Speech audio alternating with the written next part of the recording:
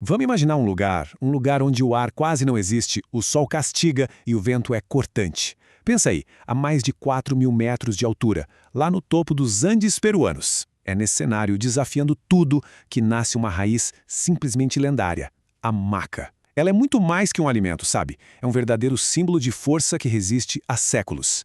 E hoje a gente vai desvendar juntos os segredos desse superalimento. Pois é, não tem como falar de maca sem começar por esse apelido, digamos, provocador, o Viagra dos Incas. É um nome de peso, né, que já cria uma expectativa enorme. Ele resume bem essa fama que a raiz tem de dar um gás na vitalidade, no desejo.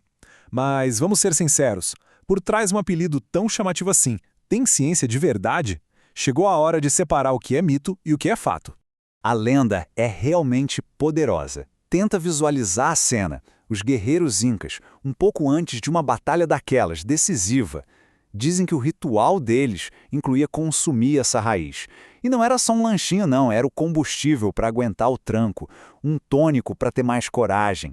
Era algo essencial para a força que ergueu o império inteiro lá nas alturas. É incrível pensar nisso, né? Mas essa mesma raiz que um dia deu força para guerreiros, hoje viajou o mundo todo e está ali, na prateleira da nossa cozinha. Como é que isso foi acontecer? Bom, antes de tudo, vamos entender o básico. O que, afinal de contas, é a tal da maca? Então, o nome científico dela é Lepidium meieni. E o mais curioso de tudo é que ela é parente do brócolis e do rabanete. Só que tem um detalhe.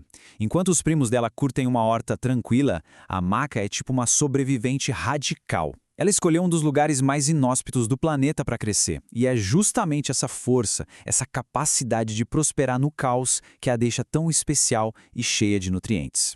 E aqui, olha só, tá a prova do poder dela. Dá uma olhada nessa composição. Não é à toa que ela ganhou esse título de superalimento.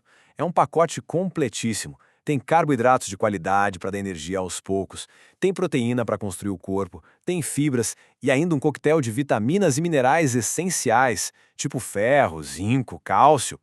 É a natureza na sua forma mais concentrada mesmo. Bom, com um currículo nutricional desses, é claro que a expectativa em cima dela é alta. E é mesmo. A maca não ficou famosa só por ter um monte de vitamina, mas sim pelo que as pessoas dizem sentir quando consomem. Então vamos mergulhar agora nessas grandes promessas que fizeram dela um fenômeno no mundo todo. A lista de supostos benefícios é, uau, impressionante. O carro-chefe, claro, é a fama de afrodisíaco, mas o conhecimento popular vai muito além disso. Fala-se em mais disposição para encarar o dia a dia, um alívio nos sintomas da menopausa, uma melhora no humor. Basicamente, ela é vista como um adaptógeno, ou seja, uma planta que ajuda o nosso corpo a se equilibrar e a lidar melhor com o estresse do dia a dia. Certo. A história é fantástica, a fama é gigantesca.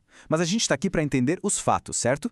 O que acontece quando essa raiz milenar entra num laboratório todo moderno e vai parar debaixo de um microscópio? Chegou a hora de colocar a ciência à prova. Essa é a pergunta de $1 milhão, né? A que todo mundo quer saber. Será que a fama de Viagra dos Incas se sustenta depois de passar pelo crivo científico? A ciência já conseguiu medir algum efeito real na libido e na fertilidade? E a resposta é que sim, já existem alguns sinais bem promissores. Em um estudo feito com homens, os resultados foram diretos ao ponto. O consumo de maca levou a um aumento no volume do sêmen e, o que é mais importante, na contagem e na vitalidade dos espermatozoides. Isso é uma evidência objetiva que chama bastante a atenção da comunidade científica. E a conversa não para no público masculino, não. Olhando para as mulheres, um outro estudo investigou um problema bem específico, aquela queda de libido que às vezes é causada por antidepressivos. E o resultado também foi positivo, indicando que a maca pode sim ajudar a restaurar o desejo. Isso sugere que a forma como ela age no corpo é bem complexa e atua em várias frentes. Mas aqui a gente precisa ter uma dose de realismo. De um lado, a gente tem séculos e séculos de uso tradicional, uma reputação sólida. Do outro lado, a gente tem a ciência, que ainda está dando os primeiros passos. Os estudos existem, são animadores, mas ainda são considerados preliminares. O que isso quer dizer? Que o potencial parece ser real, mas a ciência ainda precisa de mais pesquisas, com mais gente, mais conclusivas, para poder bater o martelo. E o horizonte de pesquisa da maca é bem maior do que a gente imagina. A ciência está de olho em várias outras áreas. No potencial dela para aliviar aqueles calores e as mudanças de humor da menopausa, na sua riqueza em antioxidantes que protegem nossas células, e até em possíveis benefícios para o cérebro, como melhora de memória e alívio de ansiedade. É um campo de pesquisa que está fervendo. Certo, depois de ouvir tudo isso, a curiosidade aumentou por aí. Se surgiu a ideia de experimentar a maca, é super importante saber como fazer isso do jeito certo e principalmente de forma segura. Então, vamos ao nosso guia prático. As formas mais fáceis de achar são em pó ou em cápsulas. O pó é legal pela versatilidade, dá para misturar em quase tudo. Suco, vitamina, iogurte, açaí.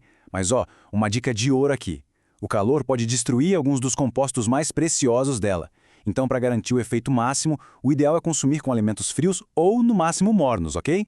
E a dose? A quantidade faz toda a diferença. Com base no que os estudos científicos já mostraram, a faixa que parece ser eficaz e segura fica entre 1,5 grama e 3 gramas por dia.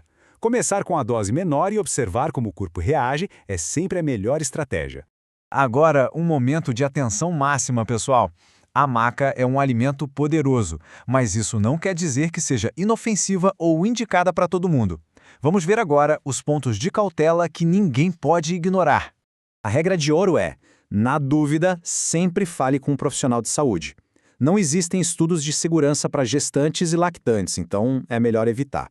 Pessoas com qualquer problema na tireoide precisam de orientação médica antes. O mesmo alerta vale para quem tem ou já teve doenças que são sensíveis a hormônios. E claro, como tudo na vida, o excesso pode causar desconforto, então é importante respeitar as doses.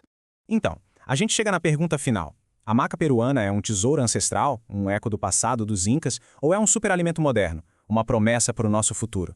A verdade é que talvez a grande mágica dela seja justamente ser as duas coisas.